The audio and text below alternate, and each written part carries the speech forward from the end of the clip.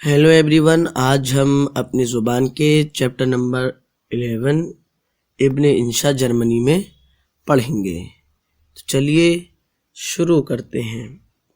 इंग्लिस्तान को छोड़कर यूरोप के जिस मुल्क में भी हम जाएं, ज़बान का मसला पैदा हो जाता है।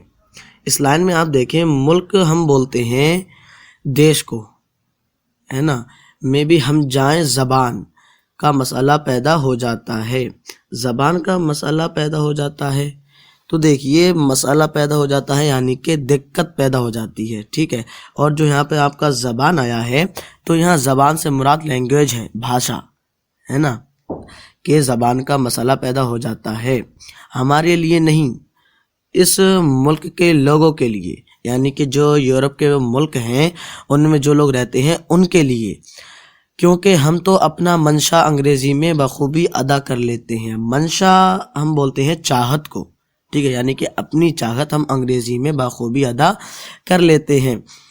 ये लोग समझ नहीं पाते। ये सच है कि कभी कभी इंग्लिस्तान वाले भी हमारी अंग्रेज़ी समझने से कासिर रहते हैं, मजबूर रहते हैं, है ना, यानी कि हमारी अंग्रेज़ी समझने से मजबूर रहते हैं, परेशान रहते हैं। लेकिन ऐसा फ़कत यानी कि सिर्फ, लेकिन ऐसा सिर्फ कभी कभी होता है।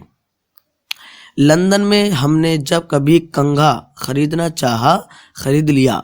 हमबर्ग में नहीं खरीद सके। हमबर्ग एक शहर है, ठीक है, जर्मन का।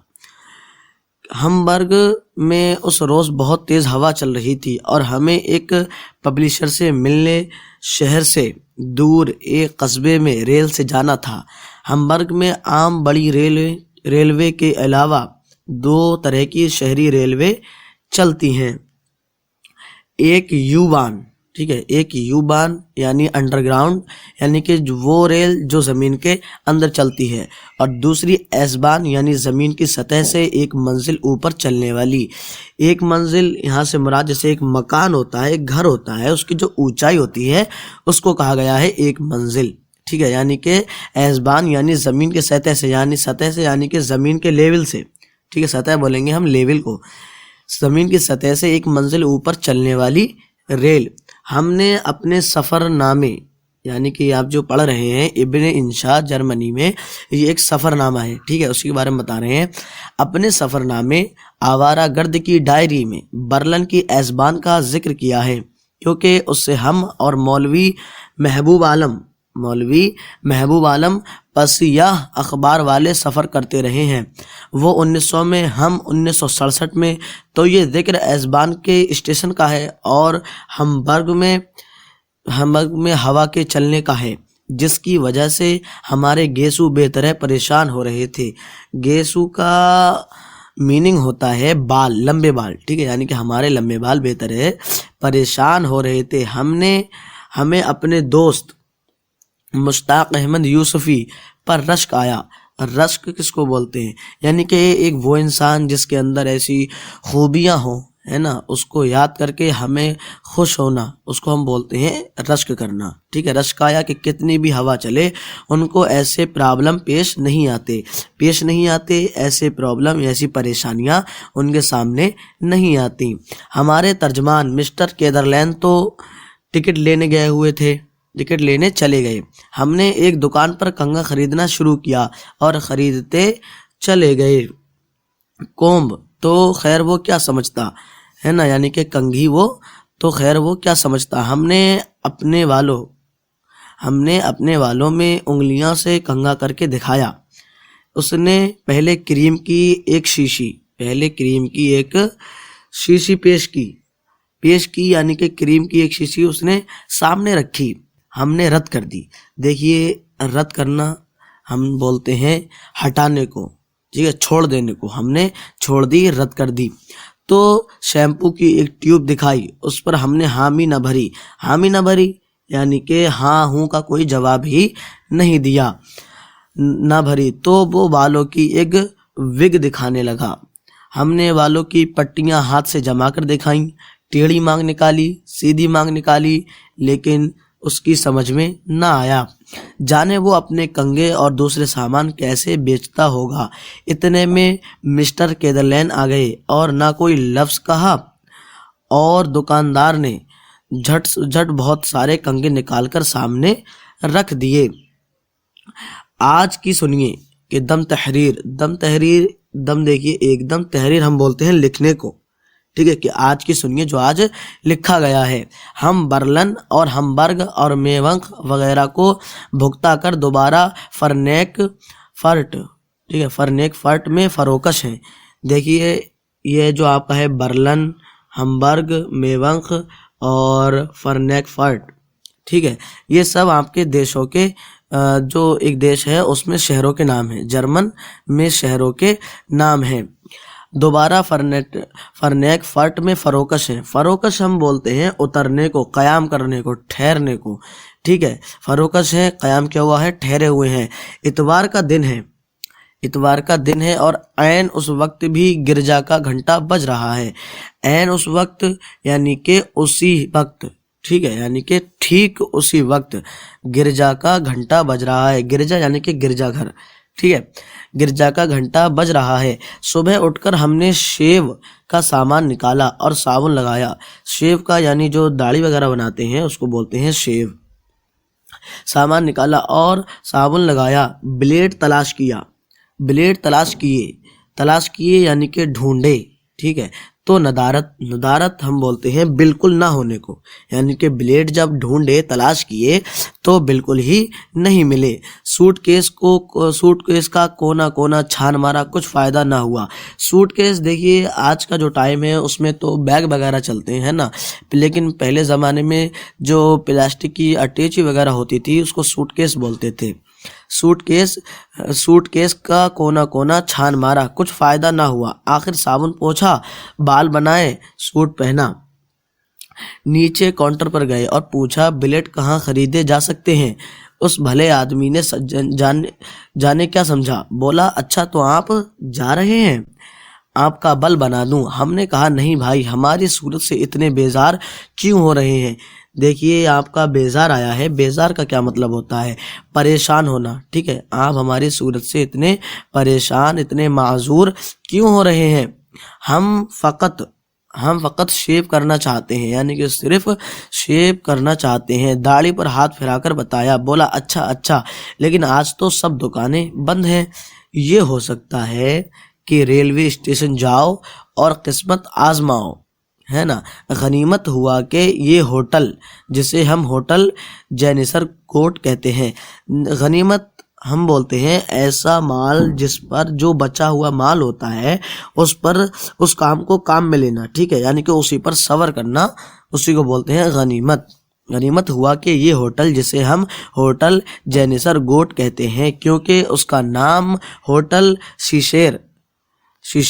شیشر ہوف یا یاد رکھنے کی اور کوئی ترکیب نہیں، یعنی کہ جو ہوٹل ہے شیشر ہوف یاد رکھنے کی اور کوئی ترکیب نہیں، یعنی کہ اور کوئی حل نہیں ہے۔ اسٹیشن سے فقط 15-20 منٹ کی راہ یعنی کہ راستے پر، 15 منٹ کا راستہ ہے، 15-20 منٹ کا راہ پر واقع ہے۔ واقع ہم بولتے ہیں یعنی کہ اگر جیسے کوئی چیز بن جاتی ہے یا کوئی چیز کہیں پر پائی جاتی ہے تو وہ اس جگہ واقع ہے، ٹھیک ہے، یعنی کہ واقعی ہے۔ چنانچہ ہم نے صبح کی ٹھنڈ کی پرواہ نہ کرتے ہوئے، پرواہ یعنی کہ فکر، ٹھیک ہے، پرواہ ہم بولتے ہیں فکر کو، صبح کی ٹھنڈ کی پرواہ نہ کرتے ہوئے ادھر کا رخ کیا۔ اس وقت 9 بجنے کو تھے، لیکن سڑک پر نہ آدم زاد۔ یہ آپ نے پہلے ہی پڑھا ہے، آدم ہم بولتے ہیں انسان کو اور آدم زاد اور کوئی جاندار چیز، ٹھیک ہے، نہ آدم اور نہ آدم زاد۔ سارا اسٹیشن گھوم گئے، مٹھائی کی دکانیں کھلی تھیں، ناشتے والے تھے، اخبار والے تھے، تمباکو اور سگریٹ والے تھے، لیکن ہمارے مطلب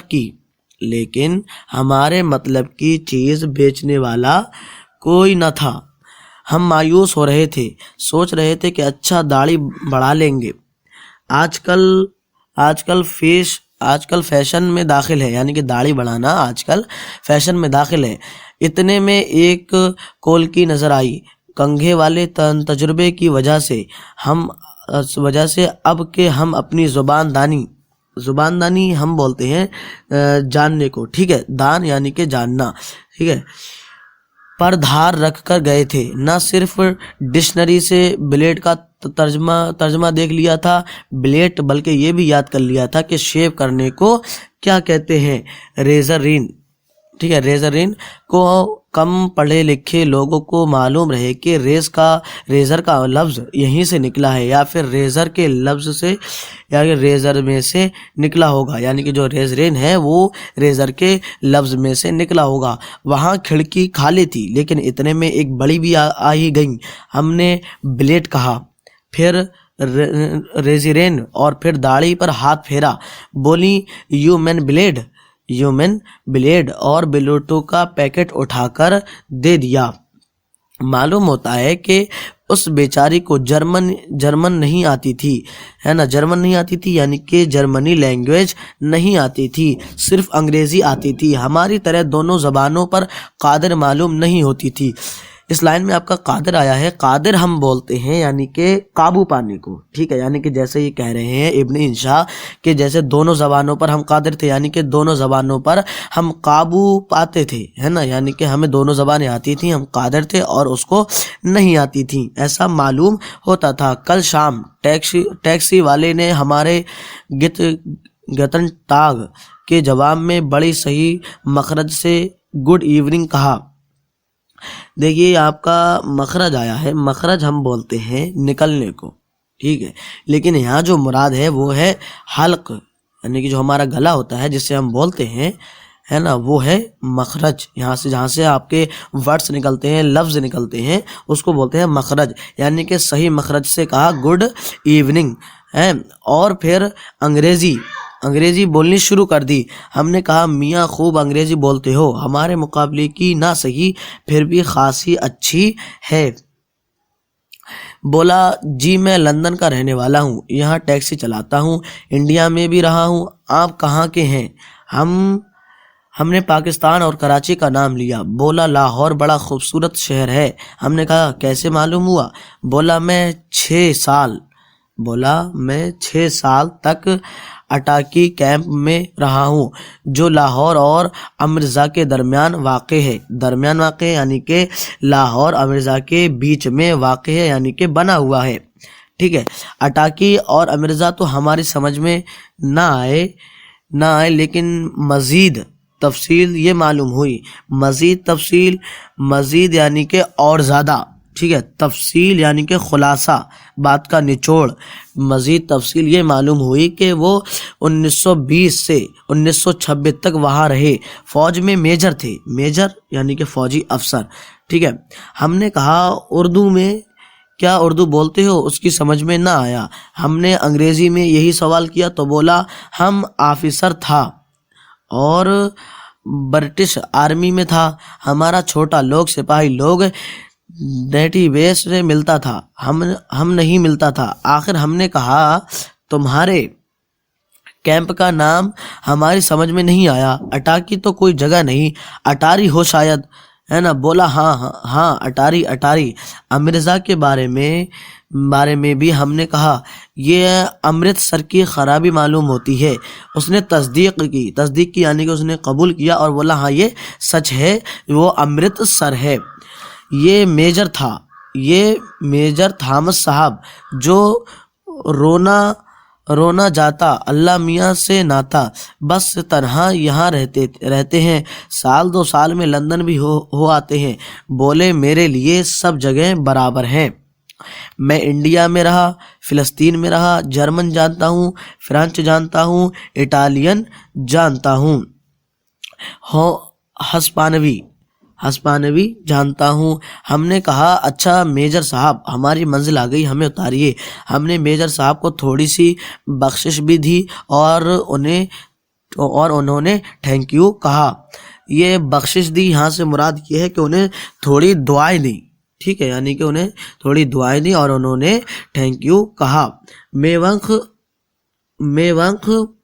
میں جو بی بی ہمارے پلے پڑیں وہ بہت شائستہ اور نستعلیق تھیں۔ شائستہ ہم بولتے ہیں ایک اچھے اخلاق والی، ٹھیک ہے، اچھے برتاؤ والی، نرم، ٹھیک ہے، اور نستعلیق یعنی کہ جو ایک اپنی اچھائی اور اپنی کشش اور اپنی خوبصورتی سے دل فریب کرے، ٹھیک ہے، اس کو بولتے ہیں نستعلیق۔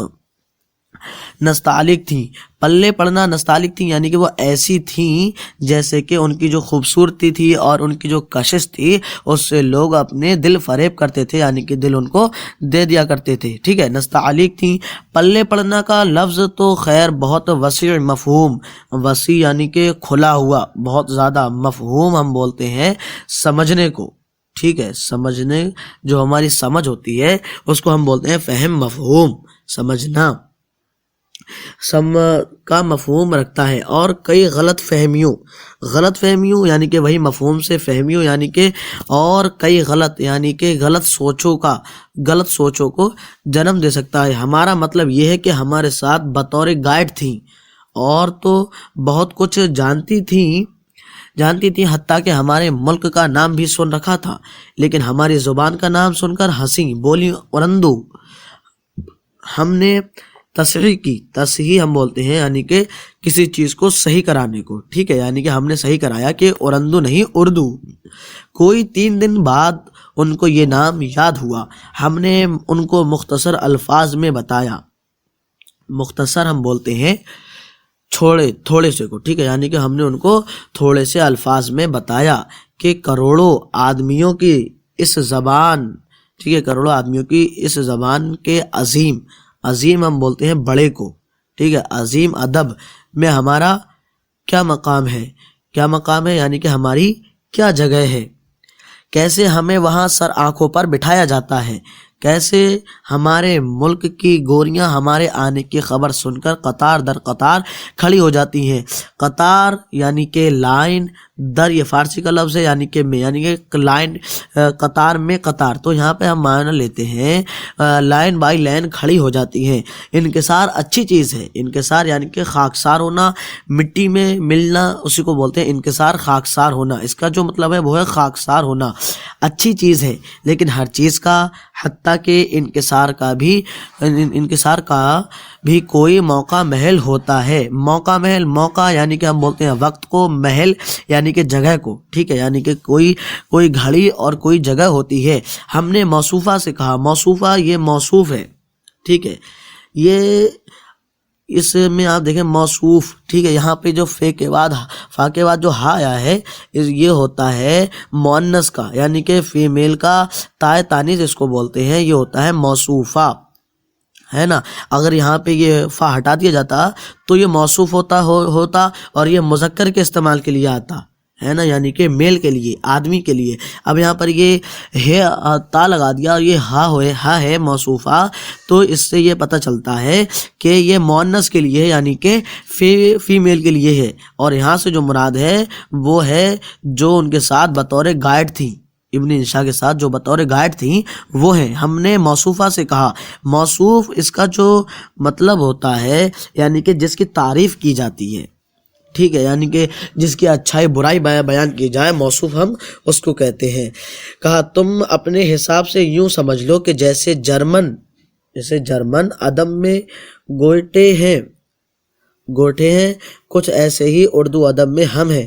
فیض کے 2-3، یہ فیض جو ہیں وہ فیض احمد فیض ہیں، یہ شاعری کرتے تھے، شعر لکھتے تھے، ٹھیک ہے، شاعر تھے، کہ 2-3 اشعار یہ شعر کی جمع ہے، ٹھیک ہے، یعنی کہ یہ شعر کی جمع ہے اشعار۔ 2-3 اشعار کا ترجمہ بھی سنایا کہ یہ ہمارے نمونہ